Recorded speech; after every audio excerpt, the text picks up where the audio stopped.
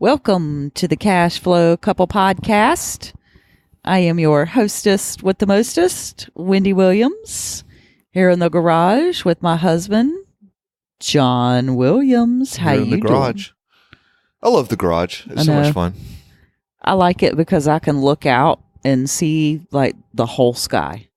Oh yeah, that is really cool. Especially where we live now, we actually have access to when it's dark. There aren't a lot of city lights and that kind of thing.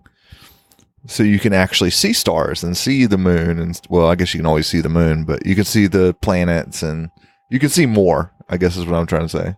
Yeah, we had the telescope out a couple of days ago. That was kind of cool. That was fun. CJ liked that too. Yeah, he did. But tonight it's kind of cloudy, so you can't see a whole lot.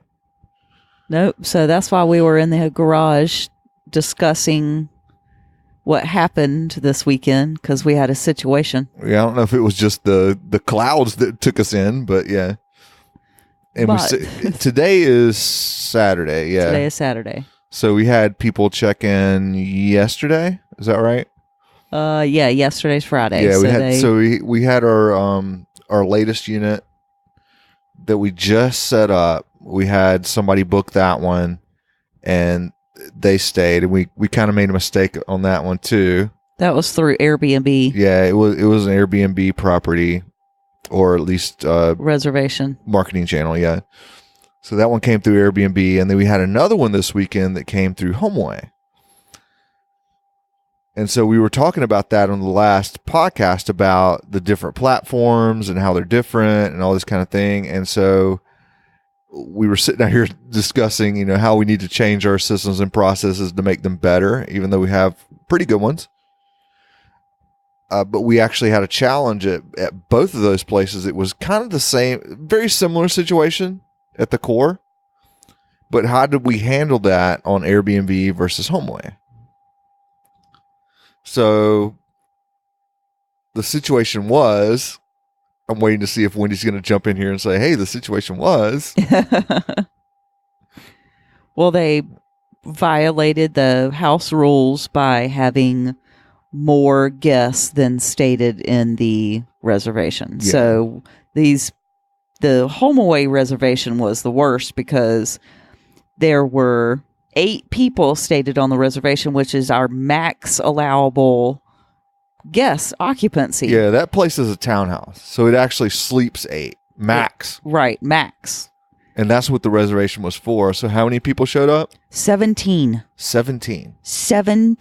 people piled up into my house at one time. So we spent a lot of time, because we have systems that we are able to see who's coming and going and all that kind of thing.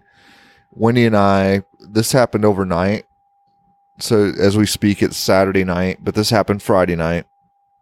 And most of our check-ins do come on Fridays. And we saw this the next morning, like what happened, like what went down like the night before, right? Even though we do check. So part of our process is at check-in time around 4 p.m. or whenever they say they're coming, we do check to say, hey, who's there? Who's coming in? Is it the person that booked? Those sorts of things. But something we don't have right now, because we're doing it, is we eventually go to sleep and then we wake up the next morning to whatever, right? So if we don't have something that piques our interest or, gets our spidey senses going before we go to bed, then currently that's kind of a hole, right? And that's something we talked about. Because this particular one, you're talking about the 17 people that showed up, it did not look like 17 people showed up initially. And the other one, at our newest location, it was supposed to be 2 people, and 2 people showed up initially. So if you're just doing that initial check, everything looked kind of okay, right? And then we went to bed. And so we always check again in the morning to say, hey, how did things go overnight? Were there any problems, that kind of thing. And we noticed that at the we've got two, right? We've got the HomeAway, we've got the Airbnb. The HomeAway one was the worst of the two for the weekend from our perspective. The other one was a similar situation, but not as bad. So let's talk about the Airbnb one first. Okay. So this was at the new place that we just finished setting up. Yeah, at our Disney themed location. Disney theme. So two people were on the reservation, stated in the reservation. However, 3 extra people showed up. Yeah, but not until 2 a.m. That's right. So we didn't look at the footage because at 2 a.m. I'm asleep. So we were just talking. At some point, we need to implement. Hey, there needs to be somebody monitoring this stuff like all the time, and that's probably a good VA job. But currently, that's a hole, right? It's kind of a hole in our system to say, yeah, we saw 2 people checked in, and we were like, they look fine, they're good. It's the people that checked in. But what happened between then and was it 3 a.m. they showed up? Something like that. Was, hey, at 3 a.m. they showed up with like 3 other people that stayed. And they're probably, if you're new to this, they're probably like your worst nightmare that you would be like, oh my God, who's in my property, right? Because it's like 3, it's actually 5 now. 5 guys, all under 30, so they're 20-somethings. And they've been out of the town because this one is really close to Charlotte. And they're coming back and they've had some drinks or whatever. And you're like, oh, crap. You know, I've got these 5 younger guys in my place and they've been out drinking and they're going to be loud and all this and that, right? And so that I feel like that's the thing that people worry about the most. Like, they're all going to come back and be loud and have a party and blah, blah, blah. Maybe puke under carpet. And, you know what I mean? Yeah. Better not be puking on my carpet. But that sounds really terrible, doesn't it? Like, that's your nightmare. But the thing is that at least we had systems. I mean, we're sitting out here talking about it. At least we had systems to say that, hey, we can see who came in and we can see how many times the door was opened and we can see this and that kind of thing. So at least we knew it happened. So I feel like there are a lot of people out there that are running a short-term rental that don't even have that in place. You know, that is really a really good point. Like, they're not going to know about it because they couldn't see it. And the first alert they're going to get about it is an angry call from the neighbor that, hey, somebody's having a party at your place, or hey, they're being loud at 3 a.m. Because honestly, having served as many guests as we have, having these 5 guys show up isn't that all that surprising anymore. Right? You almost expect people to, although most people don't. But when you see it, it's like, okay, no big deal. I know how to handle this because we're going to charge them, right? There's a penalty for that. If you bring undisclosed guests, we currently charge $25 a person. Per night. Per night for undisclosed guests. And I think we're probably going to change that based on this weekend. We should up that for sure. Because for that particular one, that's not totally like unreasonable, or it's not to the point where you're like, no, it's $500 per extra guest, right? I mean, you could go to the extreme. I feel like, and the reason I said it that way, it's a good balance to say, hey, you've obviously violated the rules. By the way, we have a system, so I have video clips of it. And because it's Airbnb, your procedure is going to be, okay, I'm going to file a resolution claim. I'm going to include the copy of the house rules that say, hey, it's $25 per undisclosed guest. And I'm going to download the clips showing the 5 people coming in at 3 a.m, right? And then 5 people piling out at, whenever they woke up and left, right? So it's obvious they stayed. I've got good documentation of it. My house rules say this. With Airbnb, you could call them and say, hey, this is what's going on. These are my house rules.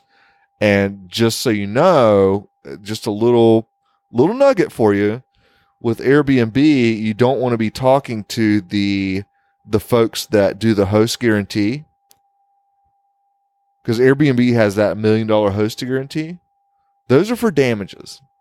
They're not talking to you if it's a house rule violation. They're talking to you if these people actually damaged something and you had a repair person come and you have an invoice, because that's what they're going to ask you for.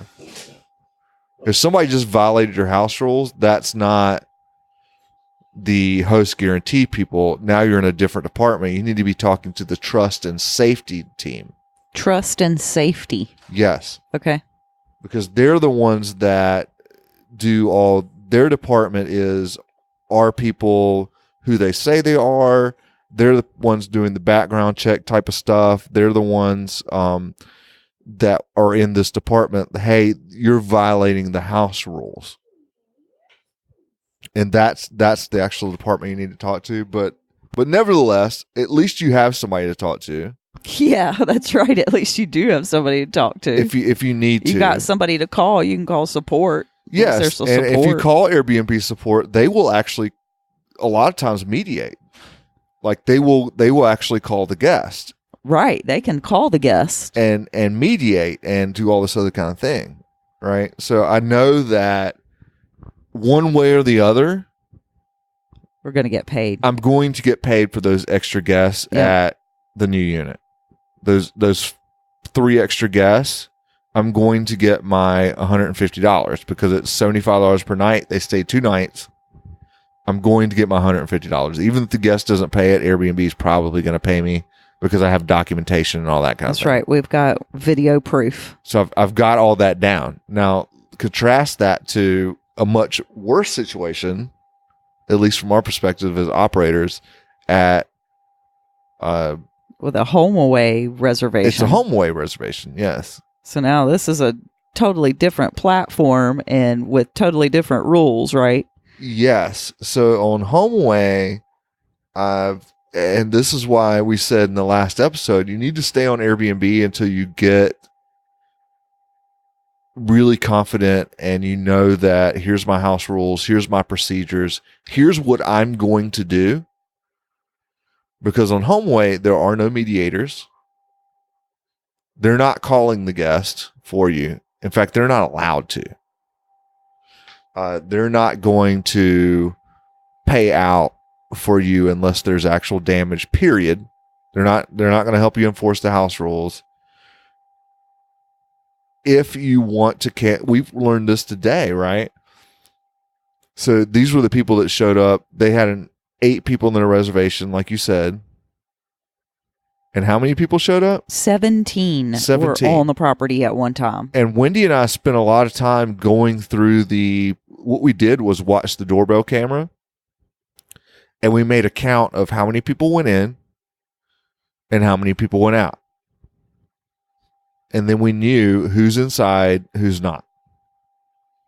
Because there was a lot of traffic. There were people that came, visited, and left. There were people that came, stayed. There were people that came and stayed, left, and then came back. Right. And some of the original people that came left with some other people. Yes. And then some of them came back, and then some of them didn't. And, I mean, it was just like a free-for-all over there. Yes.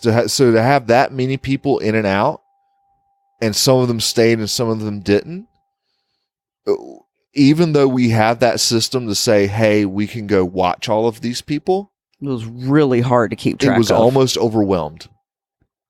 Because how much time did we spend going through there and making that count? At least 3 hours.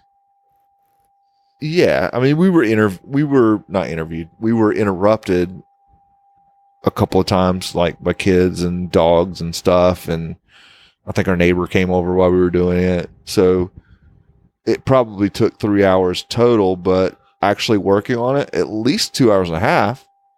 If you just say there was 30 minutes of interruptions, I'm just trying to be fair.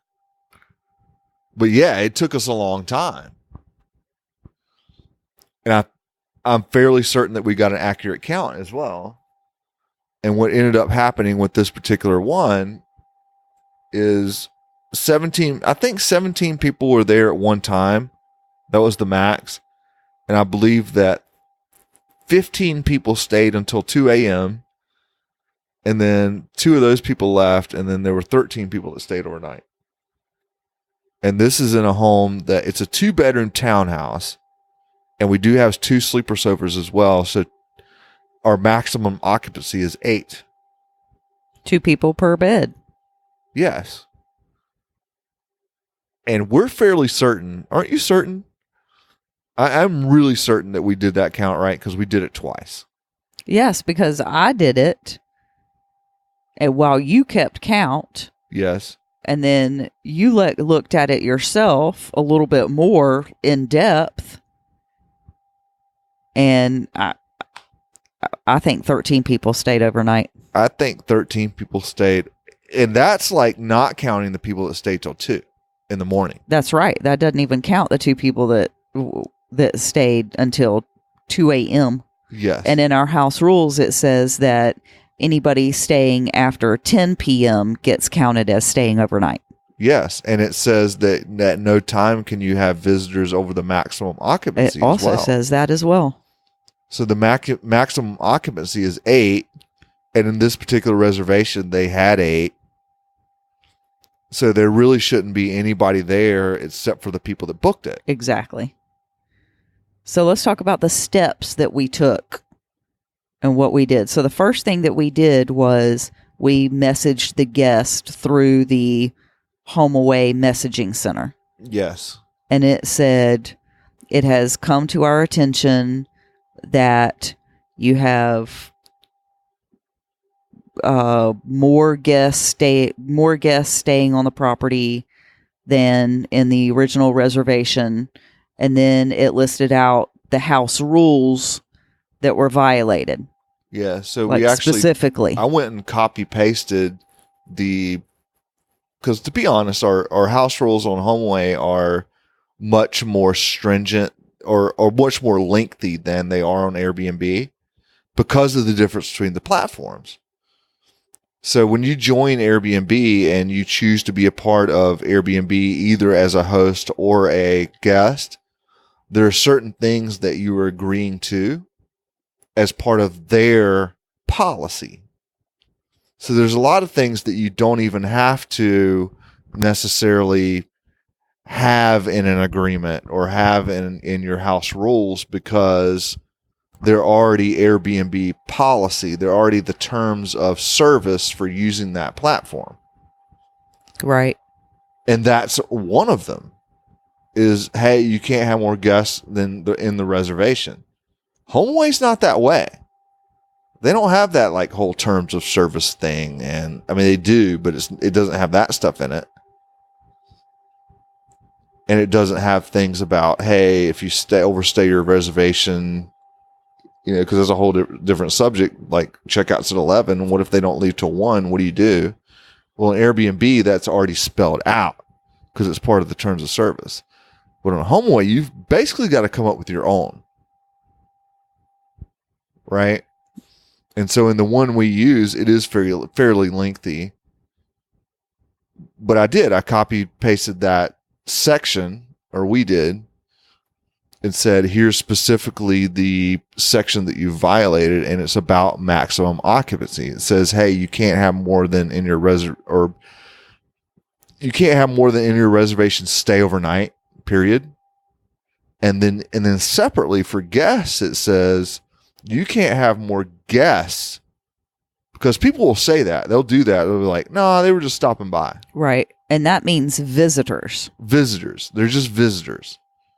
They'll a lot of times go there and they'll say, no, they were just visitors. They were just stopping by. They didn't stay overnight. Doesn't matter. You can't have more than. Right. And in this case, the maximum occupancy is 8. Number of people in the reservation is 8. So technically they can't have any visitors unless people leave. That's right.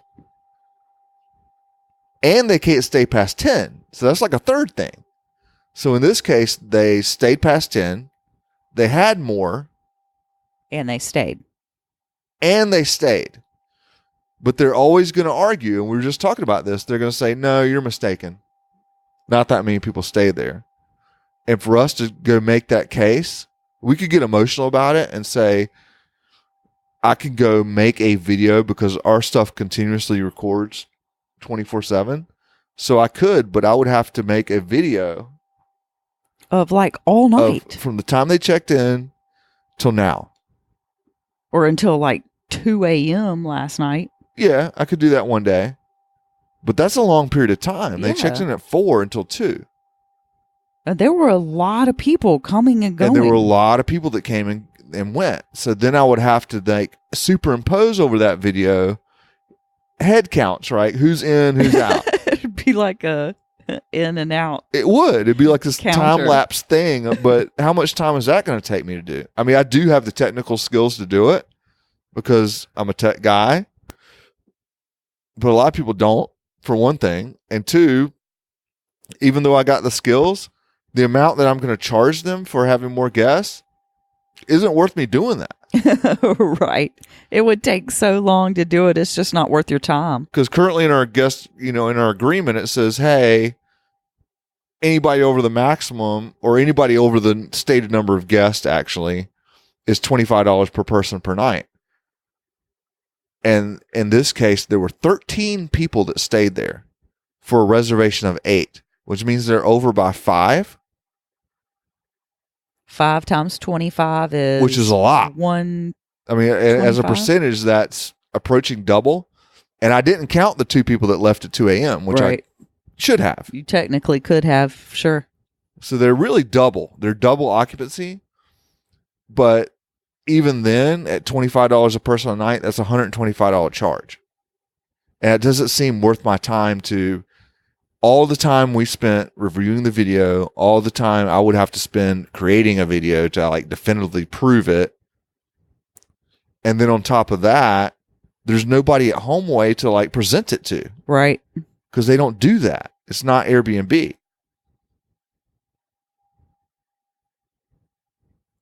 So what do you do? Well, what we did was we called them. We called the guest. Well, after we messaged them. Yeah. So the step one was we messaged them and listed out all the, we sent them a payment request too. Yeah. So we did that as a payment. We did a payment, like here's what you owe us as a penalty for the extra guest fee that you agreed to when you booked it. And then we sent them a message on the platform saying, hey, it's come to our attention that blah, blah, blah, and here's the rule that you violated. And you have to give them a time frame too. Right. That's very important. So this actually happened at 1 p.m. that we wrote this. And I said, hey, you've got until 2:30 to rectify it. But the problem was that did not work today. No. They did not respond. Nope. There was no response to the message. It came 2:30 came around and nothing happened. Nothing happened. And most people had left. So they're actually here for a family reunion. So a lot of them had, and that's why they have all these people coming and going and all this kind of thing, because it's a large family. But a lot of them have left, and I'm now like speculating, but I believe what happened is they went off to the family reunion deal, right? But they actually left somebody behind. There was somebody else there, and we could tell that because we've got a system, because I could see that there was motion inside the property. So I knew somebody was there, right? But they didn't respond to our messages. And then, so the next escalation was you actually texted them, right? That's right. I texted them. I texted them first. Yes. And so I said, HomeAway, you have access to their phone number, right? So you can get their phone number. So I just said, please confirm that you have received my message via the HomeAway messaging center. Yes. Wendy. That's all I said. That was my text message. And you got no response to that. And I got no response. I waited for like an hour and I got no response. So after that, about an hour later, I called her and the guest did not answer. I called the guest and they did not answer. So now you're in a situation where I've messaged them, I've texted them, I've called them. They haven't responded to me. And so we decided, hey, we're going to call, and they're totally useless, by the way, but we're like, this is a HomeAway reservation. We're going to call them and let them know what's going on, right? So how did that go down? So we called. Well, you called. I called HomeAway and told them that we had a guest who violated our house rules by over having undocumented guests on their reservation. They said that their reservation was for 8 people and they showed up with 17 people. So, and the only thing that she said was, well, you know, I'm not allowed to call them, but I'll be glad to send them a message through your messaging, thread for you.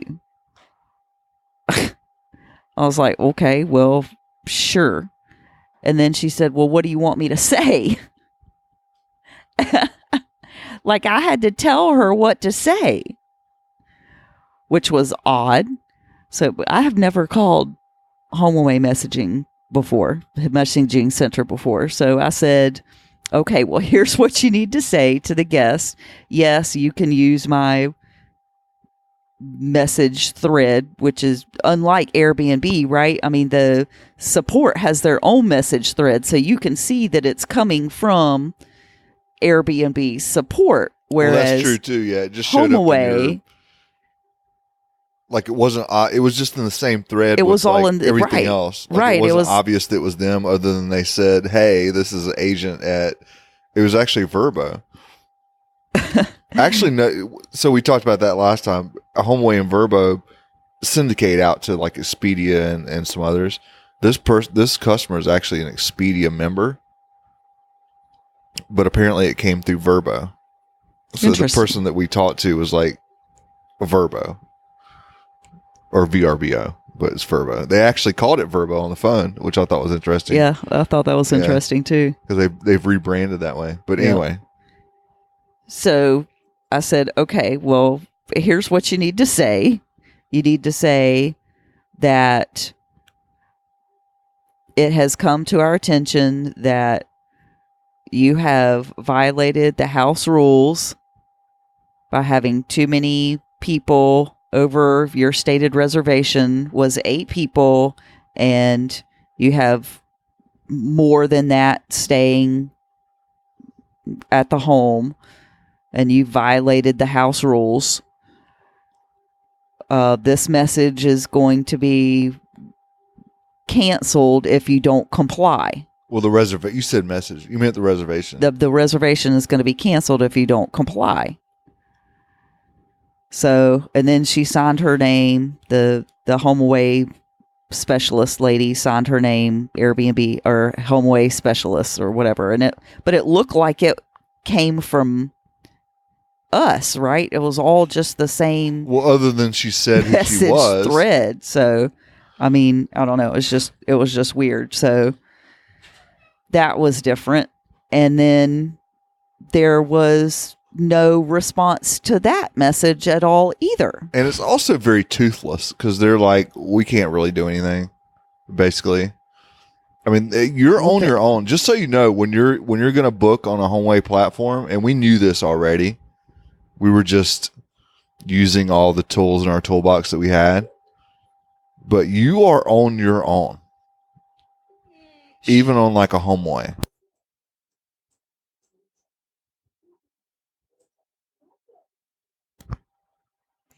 So, yeah. So it's up to you to resolve it. They're just, and we talk about things being marketing platforms. HomeAway is just a marketing platform. Yeah. So there's a big difference. And they will answer your call, but really the only thing she was really authorized to do was, if we wanted to cancel the reservation, then they would not count it against us as so long as we were refunded the guest in full.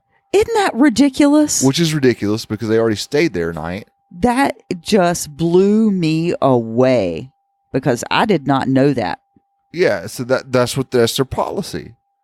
So their HomeAway's policy is, if you want to cancel a guest reservation who has violated your house rules, mind you, they've got 17 people up in my house that only sleeps 8. I mean, can you imagine the cars parked all in the neighbor's driveway and stuff, and how loud they are? And it's a townhome community. I mean, they're right up against each other. I mean, how rude is that? It was just rude and inconsiderate of them to do that, first of all. And then HomeAway's like, yeah, we can't do anything about it. And if you want to cancel it, then, they get all their money back. If you don't want it to affect you. And you're like, what? That's ridiculous. Because we should say, like, you can cancel a reservation as a host, but then it counts against you as far as how you're ranked and how you show up in search results, because now you're somebody that's canceled a reservation, right? See, that's not fair. That is not fair. I don't agree with that at all. But you can scream all you want that that's not fair, but you got to realize that that's the agreement that you made with them when you said, "Hey, I want you to bring me reservations." Right. So it's nice as a business to know that you really that. kind of can't complain, right? No, but it's nice to actually know that now. It is, but see, we're sitting here complaining that, hey, our guest didn't read our guest agreement, and then you're. Right. Well, I'm not saying but we're bitching like, hey, that's not fair. Well, they're like, well, that's the agreement you agreed to, right? Right. Listed on our platform. So it goes both ways, right? I get it. No, I get it. I just don't agree with it. I don't, but the difference is we take responsibility for it because that's who we are. Right. We'll just say, hey, you're right. That's the rules we're playing by, and then we have to cover ourselves. Yes. So now that we know that, we can. We used. I don't want to get off on that, but I was saying that we used what we had. We used our systems and so they're not responding to us, right? So bringing this back to what we were at, the storyline, they're not responding to us. They're not responding to even we coerced the HomeAway representative sending the message, right? And it's now, to put it in perspective, it's like 6-7 hours later from the first message. Yeah. We sent them that like 1 in the afternoon, something like that. Right. And they eventually came to a head at like, I want to say like between 6 and 7 p.m. But what we decided to do was, because we have control over door codes and that kind of thing, I changed the door code. I reset their door code so they couldn't get in, and I set the security system. As soon as the last person that was in that unit left, I locked everybody out. Damn straight. Because I guarantee you, when they come back and they can't get in, they're going to contact you. Yes. Well, that's what we wanted. We wanted contact. We wanted some kind of contact with the guests so that they know that they're in trouble. Well, yeah. I mean, they can't just do whatever they want. See, I don't think that a lot of guests realize that they are being monitored. They don't, and they don't think you can do anything about it if they do. And keep in mind, it's not everybody, and in fact, it's not even most people. That's true. We had that conversation too. I mean, I was saying we've been that doing this grateful that this hardly ever happens. It hardly It's ever like happens. every once in every blue moon. But it's the thing that when you're setting one up, or you're getting, you're new to it or whatever, or that's the one thing you're going to hone in on, even though it's like, it's rare, but you have to be able to deal with it. Well, you have to learn from it too. I mean, once it happens to you, right? Like, all the preparation in the world is like not it actually happening and you doing it. So it's a great, that's how you learn, right? That's how you get better. Definitely. And we did, and because we had those systems in place, and we knew kind of like what we were going to do. But until you actually have to do it, it's kind of a different ball game, because people are going to come back at you with stuff that you didn't anticipate. Like, for example, we spent all that time saying, hey, 13 people stayed there. And her response to that was, after we locked her out. And so go back to that. So that's what happened. So we locked her out. They came back. They couldn't get in. And all of a sudden, they're like very eager to contact you, right? Right. So she calls, the guest calls me, right? Yeah. So that whole conversation was you. So how'd that go down? She called you. So she said, I can't get in. My code isn't working. And I said, I know, because I changed your lock because you violated my house rules.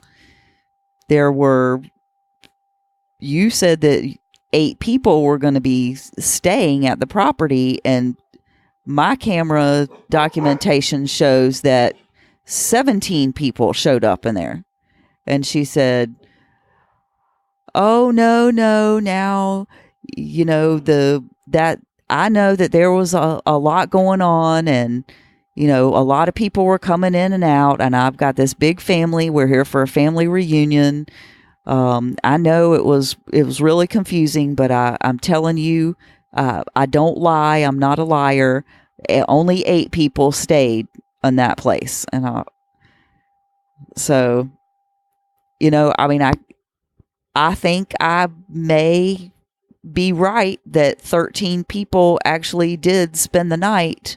And I told her that. And I said, I have video documentation that 13 people stayed the night. And she said, no, that's not right. That's not right at all.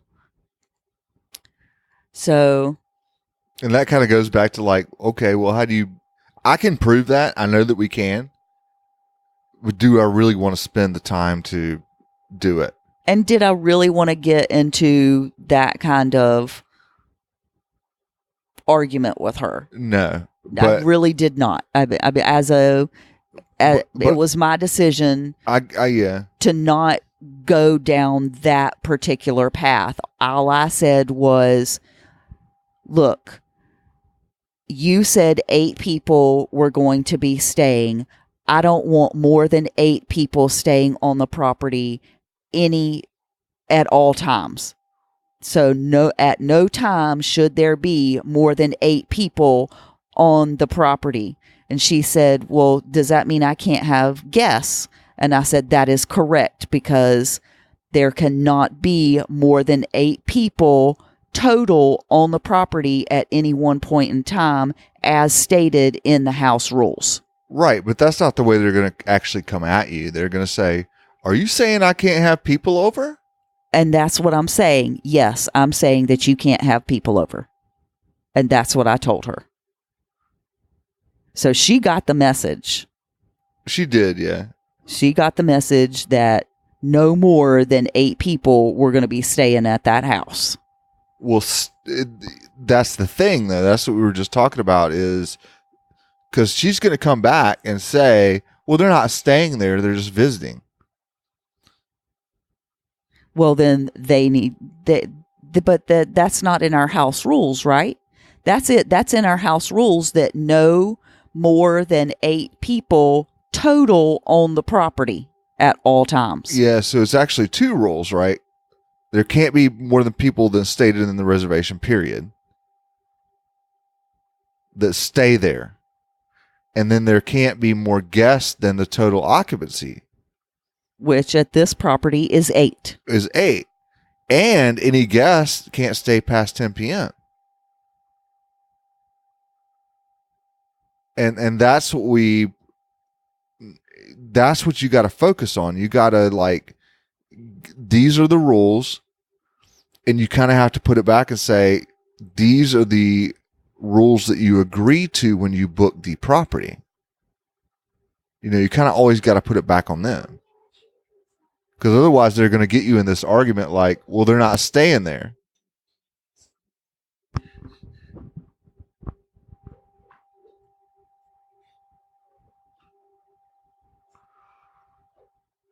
Right? I mean, that's the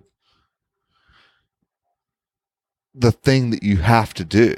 So you almost have to stick to the facts, Jack, and enforce your rules and not get into these arguments about who's staying versus who's visiting, who's doing what. Right. So that's why I said I just don't want more than 8 people on the property at any time. Yes. And that's a good way to put it.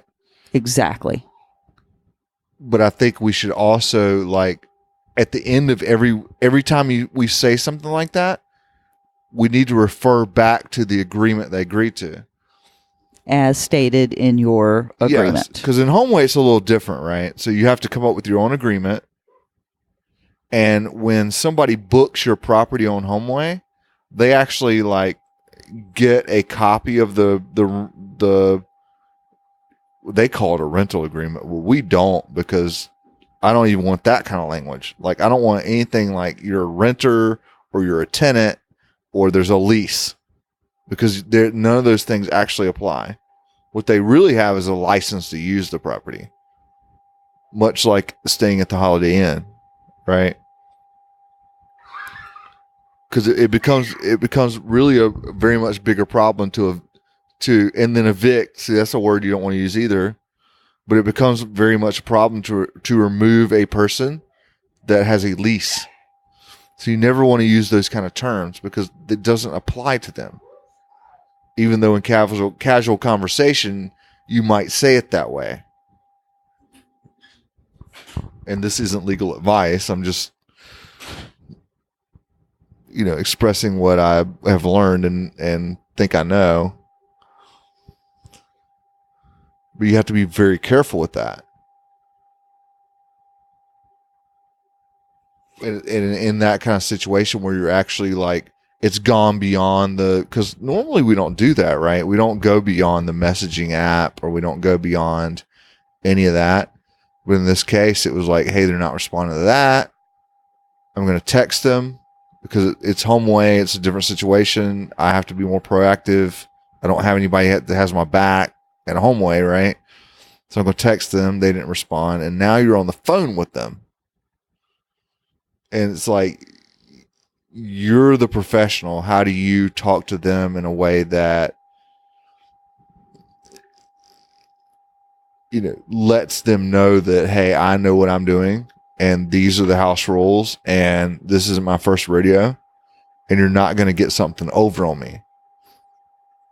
Because I think it's much better that, even though it's a hospitality business, they need to respect you more than they need to like you.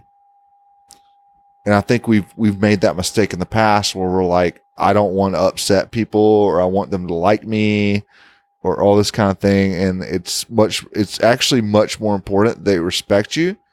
I want them to like me as well, but I want them to like me up to the point that, hey, you're doing something that violates the agreement that you agreed to, and you're violating the house rules. And yes, I know you are, but I'm not going to put up with it. Right? I mean, it's almost kind of an assertive thing. Do you agree? You tell them. Well, I'm not saying I'm perfect at it. I'm just, that's my thoughts on it. And I don't think we did it perfectly this time. We did it well. It was effective. I mean, so finish the story. I mean, what happened? You talked to her on the phone, and she got the message. Well, she agreed to it, right? So I reiterated that no more than 8 people were to be on the property at any time. And I said, well, you can either, I gave her a choice, right? So you can either comply with the house rules or you can cancel your reservation. So whatever you choose, I need for you to message me through the HomeAway messaging platform and tell me that you agree. So that's exactly what she did. You know what she did? All she wrote was, I agree. I know, which is actually like totally actually useless. And that's all she said was, I agree. Like, we know that. Like, it's meaningless, right? I'm like, Like, oh what are my you gonna God, do? you Call got to be HomeAway kidding and me. said, no, they said they agree. I'm like, okay. It doesn't work that way. So then I But replied. their impression might be that it does, right? So it's almost like posturing in a way. So I said, because I need documentation that you agree to what we just stated over the phone. So I replied back and I said, please state that you agree to comply with the house rules as per. No, I said that you agree to the house rules. Oh no, you agree to have no more than 8 people on the premises at all times as per the house rules. Jesus Christ.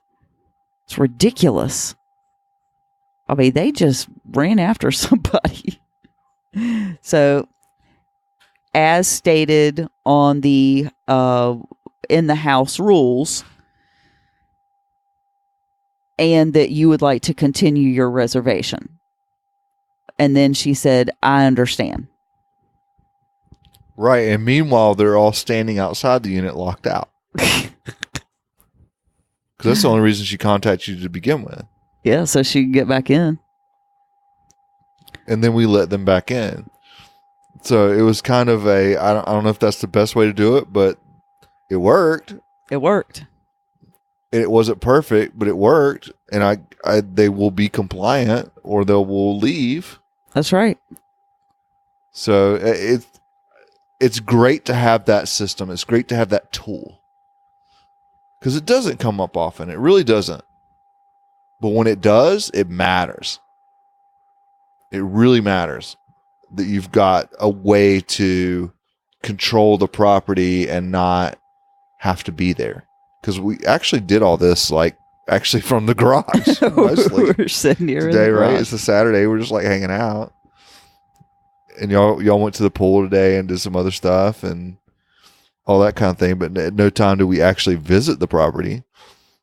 Although that is in our SOP for what happens next.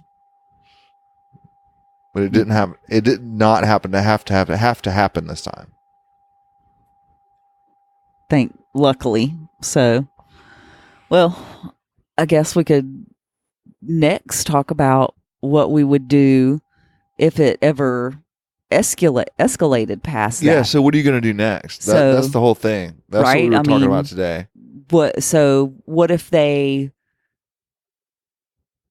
What if the guests had not left at all? What if they were still there and we weren't able to change the door codes?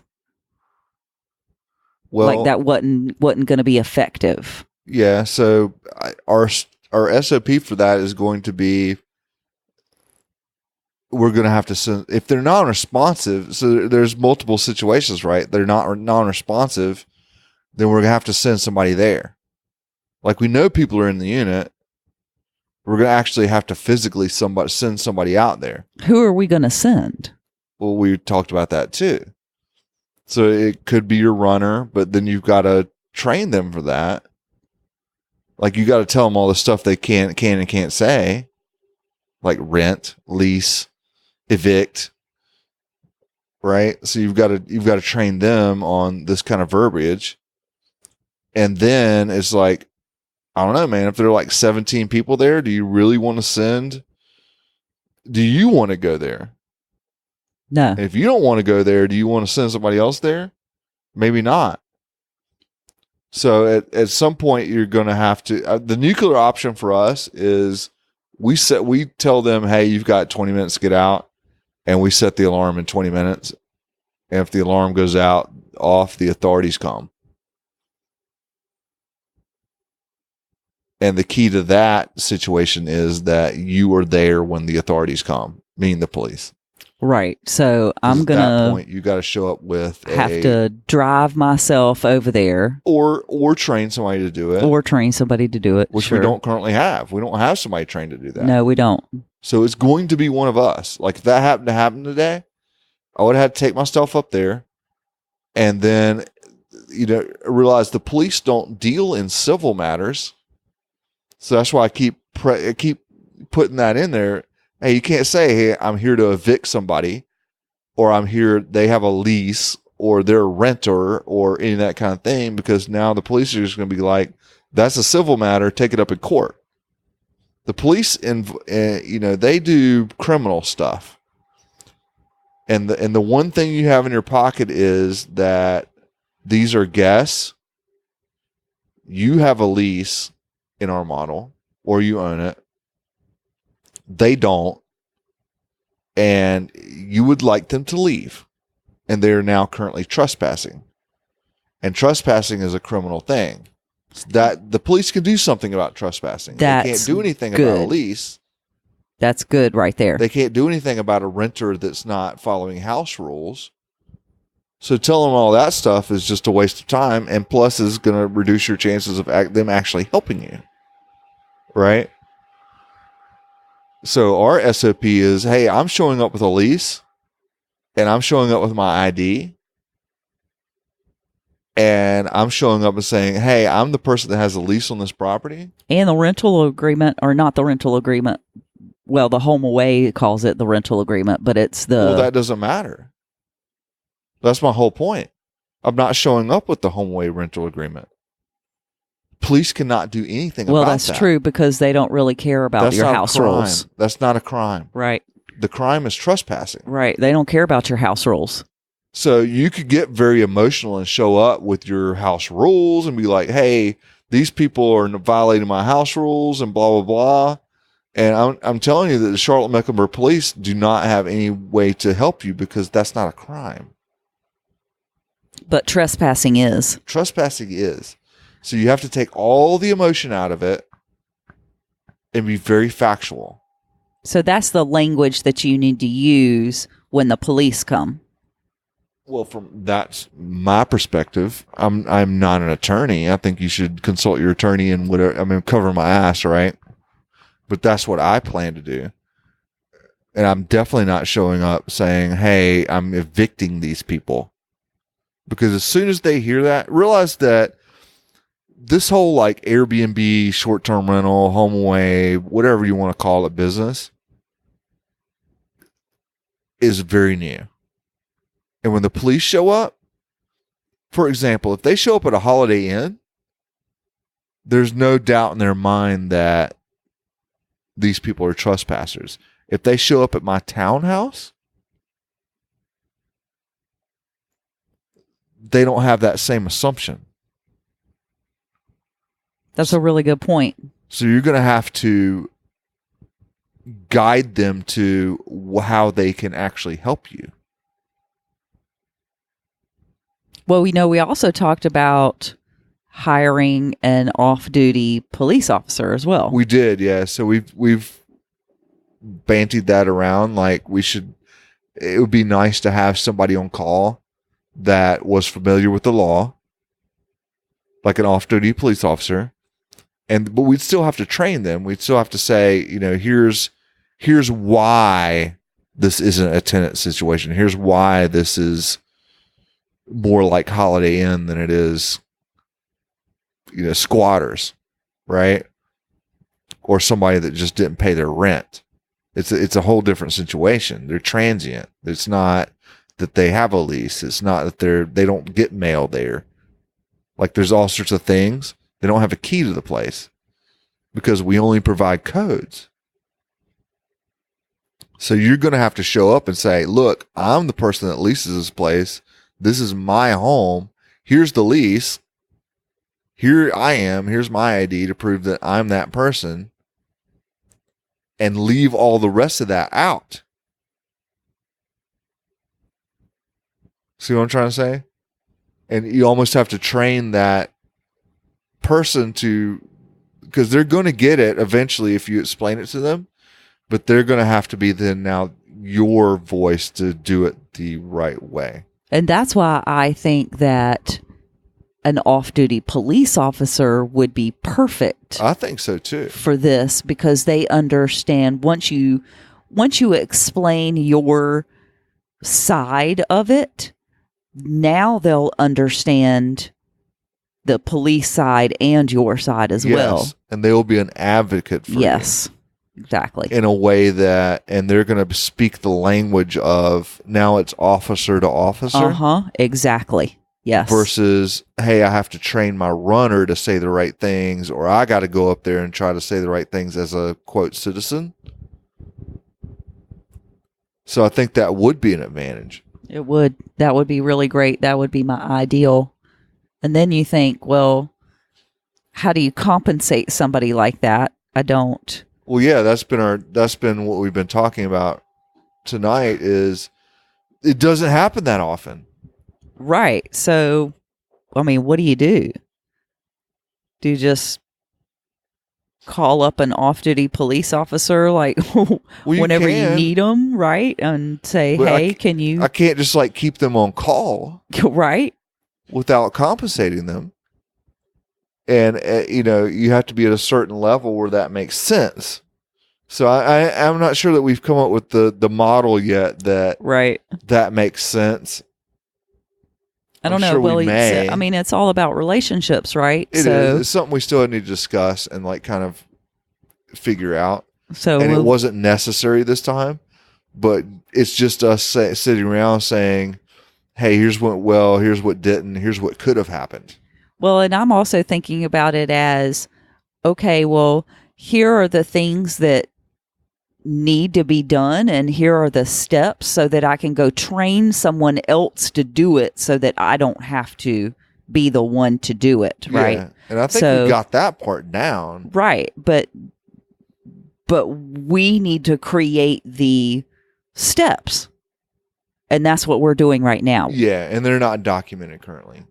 Although I will say we did document two things today, the messaging that we do on HomeWay and the messaging that we do on Airbnb. For guests who have undisclosed guests at the property. And so we documented that. And we have a Trello board for customer service. Mm-hmm. And the reason for that is it's virtual, so that, hey, if, when we have a VA that's doing that, they can just go there and say, here's the language you use, right? Per platform for this situation. Right. So here's the message that you send to the guest. It needs to say this. Right. Here's the step. Here's step 1. Here's step 2. Here's step 3. And so if you think about it, this weekend was valuable just for that. Yeah. I mean, it was a great experience for us to go through because we got to develop a process for that. And now next time we know. And test the process that we had and document some things. Yeah, it's great. To say, here's how we did it. And it worked. It wasn't perfect, but it worked. Actually, they seemed, the people with the 17 guests seem to, they're on notice now, right? So I feel like they're going to comply. And then the other guys, that was the lesser kind of situation. It was just kind of run of the mill. Hey, they showed up with 3 extra guests. That's going to happen too. That one's so much easier just because it's Airbnb. Yeah, it really was, wasn't it? I don't even have to worry about it because I know I have the documentation. It's going to get paid. Whatever. But HomeWay, you're more on your own, and you got to do all this extra stuff. It's like, hey, now I got to have this like off-duty police officer and all this other kind of stuff. Yep.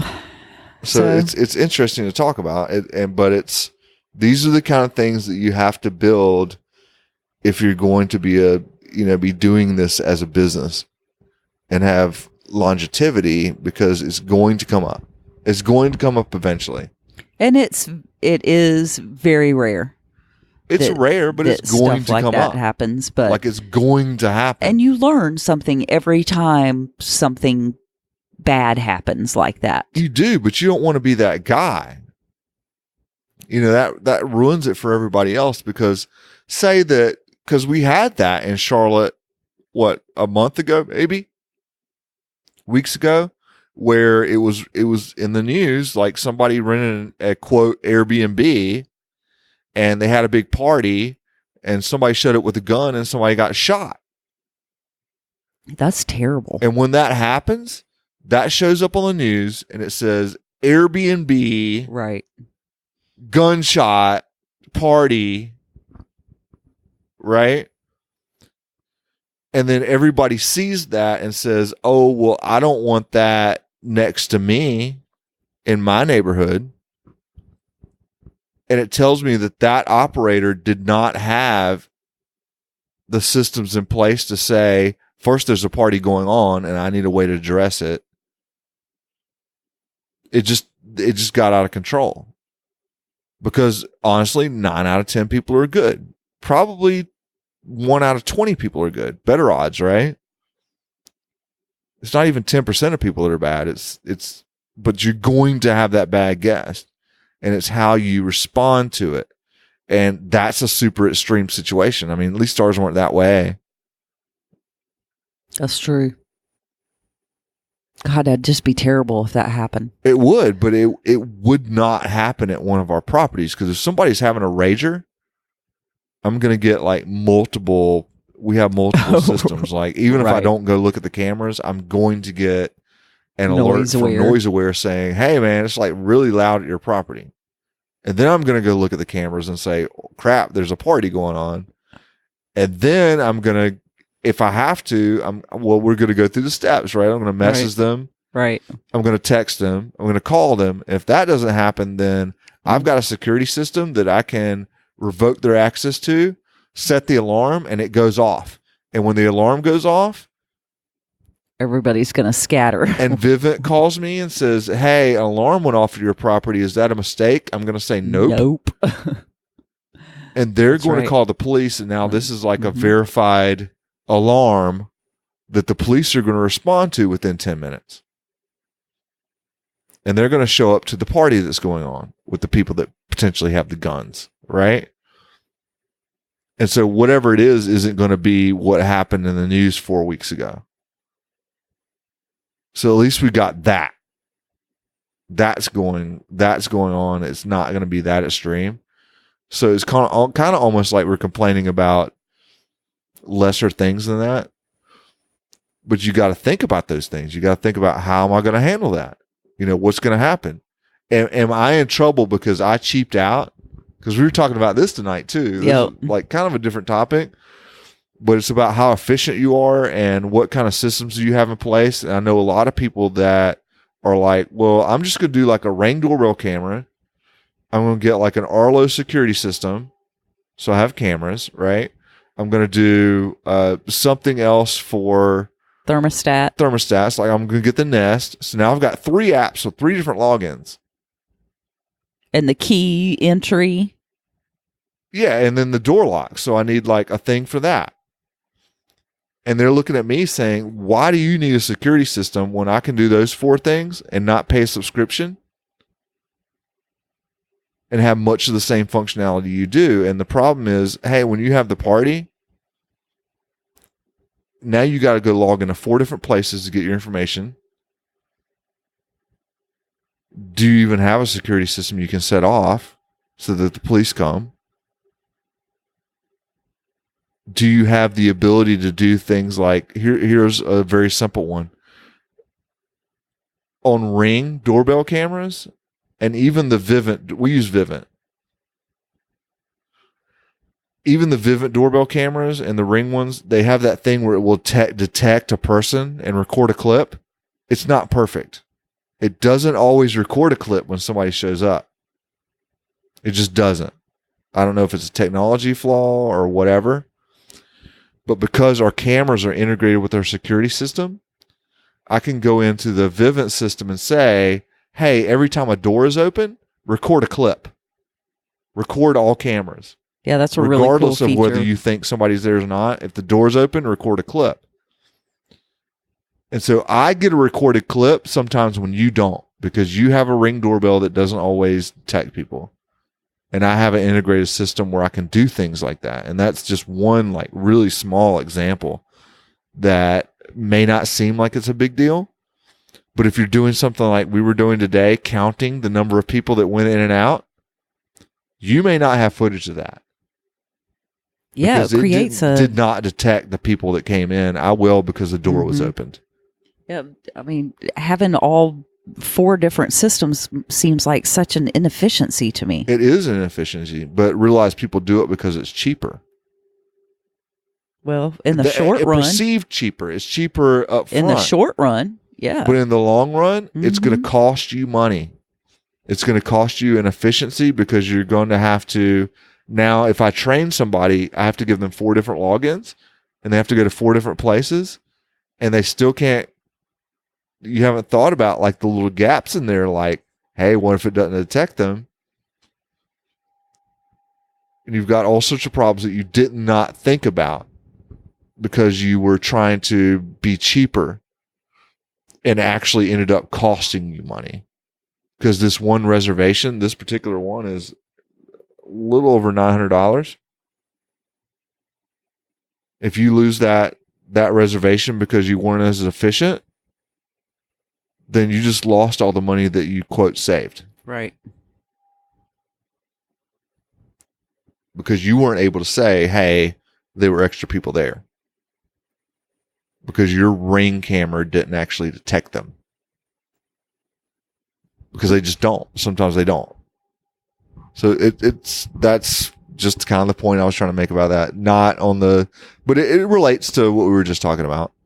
Having those integrated systems and having the right systems in place, and then having the right processes, and then looking at what went right, what went wrong, how can we make that better type stuff, and realizing that, hey, it's different on this platform versus this platform and all that kind of thing. Yeah. So that's the key takeaway from this, is for you to know the difference between the platforms. You know what you're going to need if you have an Airbnb reservation resolution.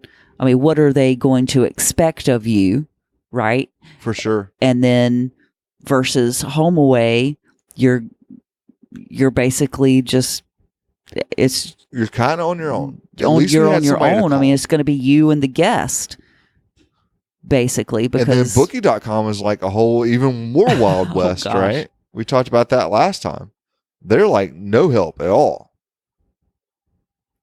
I don't even want to go there. So I don't want to go there either, but just know that's even further removed, where you need to be non-amateur. You need to be able to handle that, or you're going to be in hot water at some point. Yeah. So that's you'll why get away with it for a while, and then you'll be in big hot water. Stick with Airbnb for a little while until you get your feet wet, and then move up to Vrbo and HomeAway, and put systems in place, knowing what. Make sure you got those systems in place, and learn from our mistakes. Right. Right. Well, why don't you wrap this up while I go let the dog in, because she's driving me crazy. All right. Well, I think that's all we had to say about that. We kind of went around and around, but so I get to do the end stuff. That's really cool. So please contact us if you have questions or concerns. We'd love to hear them. You can contact us at info@thecashflowcouple.com. You can also find us on Facebook at The Cashflow Couple. You can message us on there. And between those two ways to contact us, I think you can get your questions answered if you want. And we really love to hear from you, and love to hear what your questions are. What do you think about the short-term rental business, or even real estate? We've got a lot of experience there as well. but we're currently focused on the short-term rental business. So I'd love to hear your experiences, your questions, your concerns, and all that kind of thing. Did I get it right? Very nice. Okay. Very nicely done. Good job. I feel like you say something else at the end, but not really. Thanks for listening, and we hope we provided some value to you, and we will catch you next time.